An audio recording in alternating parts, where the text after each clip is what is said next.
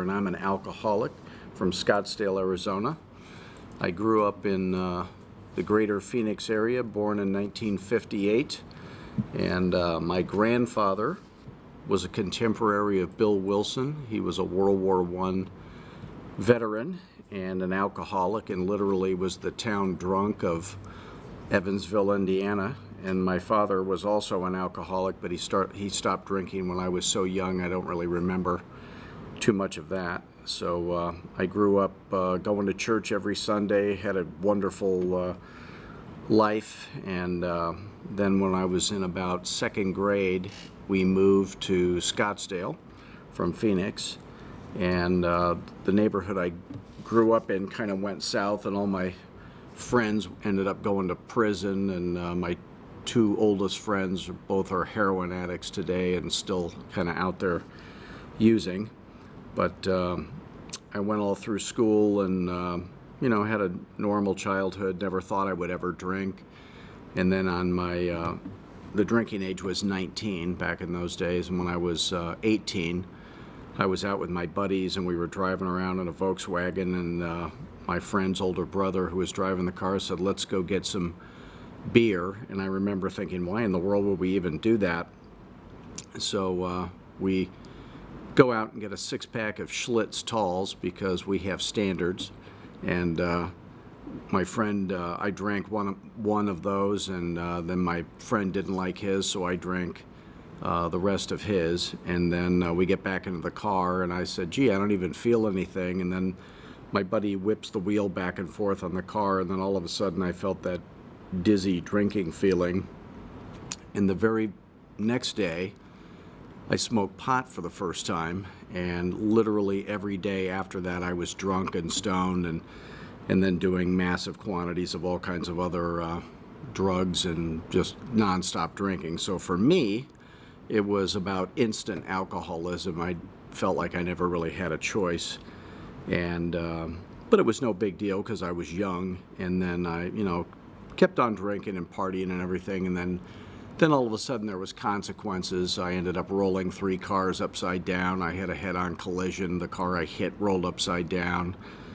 I have a picture of myself standing on the seat of my Harley upright while it's going 50 miles an hour, so just doing crazy drunken stuff.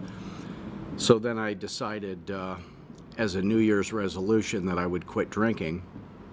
And I did quit drinking, but I kept on smoking pot and doing pills and snorting coke and doing all kinds of other crazy things. But then after a while I just kind of tapered off. I think I just kind of grew up, and then I ended up not doing anything, so I was just on my own. And then I ended up getting married, and I was back in Cleveland, Ohio for a New Year's Eve party, and it was at this, like a museum on the lake, on Lake Erie, and everybody is having fun at the party, and I was not having fun. And then they had this champagne fountain, so I said to my wife, "I think I'm just going to have 1 glass of champagne." And she said, "Do you think that's a good idea?" And I thought, yeah, I think it'll be okay. It's been a long time. So I have 1 glass of champagne after about 6 years of not drinking or using. And then immediately a switch is flipped in my brain, and I'm thinking, like, maybe I could just have a margarita with Mexican food, or maybe I could just drink once a week or something like that. I'm just obsessed with the idea of drinking a little bit. So I just started being a normal social drinker, I guess, for a while, and that worked fine. And then it was a little more and a little more, and before you know it, I'm hiding the booze, and the divorce lawyer is on speed dial, and then it all ends up with Easter morning after sunrise service at church with the worst hangover of my life. My mother-in-law drives me from bar to bar in Scottsdale looking for my wife's car, her daughter's car that I had lost the night before. And so pretty much everything was up at that point, and I decided I was going to check myself into a rehab. And I had gone to a psychologist at one point, and I said, told him my problem, and he said, well, I think you should go to AA. And I said, well, I heard a statistic that 80% of the people that go to AA, it doesn't work. And he said, well, it works 100% if you work at 100%. And I said, well, that's probably true for you because you're a pinhead, but I'm not going to AA. That's not my thing. So I, went out and drank some more, and then that was where I ended up. So I ended up going to a treatment center in a hospital that actually had been started by my father-in-law many years before. And so I'm in there doing what we do, and they had volunteers come and give their stories, and I really couldn't relate to them that much. But one of the volunteers came in, and he was this old guy.